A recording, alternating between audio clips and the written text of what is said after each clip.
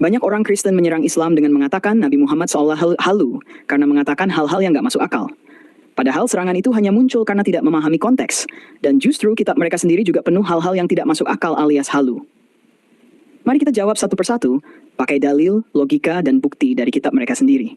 Soal bidadari yang terlihat sumsumnya, orang Kristen mengatakan, kalau bidadari kelihatan tulangnya malah bikin kabur. Hadits yang dimaksud Rasulullah SAW bersabda open quote, hingga tampak sumsum tulangnya karena begitu jernih dan indah. Bukhari 3:2044, close quote. Jawaban Islam, ini bukan arti tembus transparan menakutkan. Ini bahasa keindahan hiperbolis menunjukkan kejernihan dan kesucian luar biasa. Apa kabar dengan Bible? Yesus berubah wajah seperti matahari dan pakaian menjadi seputih cahaya. Dengan standar pemikiran orang Kristen, lah apa yang melihat Yesus itu nggak silau kepanasan gitu. Bisa-bisa meleleh orangnya. Makhluk surgawi penuh mata di depan belakang bawah samping. Jika bidadari jernih dianggap halu, maka seharusnya mereka konsisten dan menyebut kitab mereka jauh lebih halu.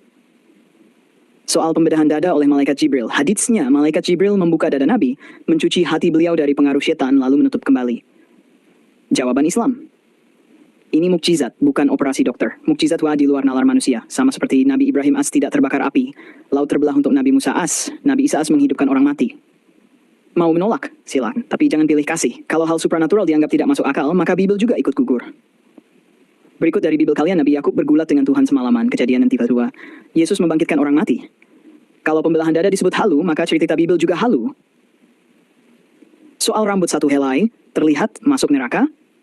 Tuduhan ini tidak benar. Tidak ada hadits syahih yang mengatakan, open quote, barang siapa rambutnya terlihat satu helai maka dibakar di neraka. Close quote. Yang ada hanyalah ancaman umum bagi wanita yang sengaja membuka aurat untuk menggoda. Contohnya hadits tentang khasiat Ariyat, wanita berpakaian tapi telanjang. Rambut rontok dan terlihat orang tidak berdosa, karena bukan termasuk niat tabarruj atau membuka aurat. Ini fitnah dan penyimpangan teks.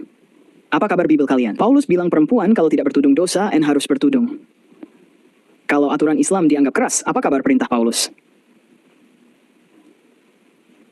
Soal wanita diazab karena pipis terpercik. Haditsnya open quote, kebanyakan azab kubur sebabnya karena tidak bersuci dari kencing. Jawaban Islam, ini bukan karena kencingnya, tapi karena sengaja meremehkan kebersihan, padahal najis menghalangi syalat. Ini logis secara kesehatan. Najis wal bakteri, tidak bersih wal penyakit, kebiasaan jorok, dosa plus bahaya.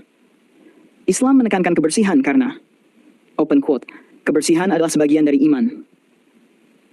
Wanita haid dianggap najis 7 hari, siapapun menyentuh tempat tidurnya menjadi najis.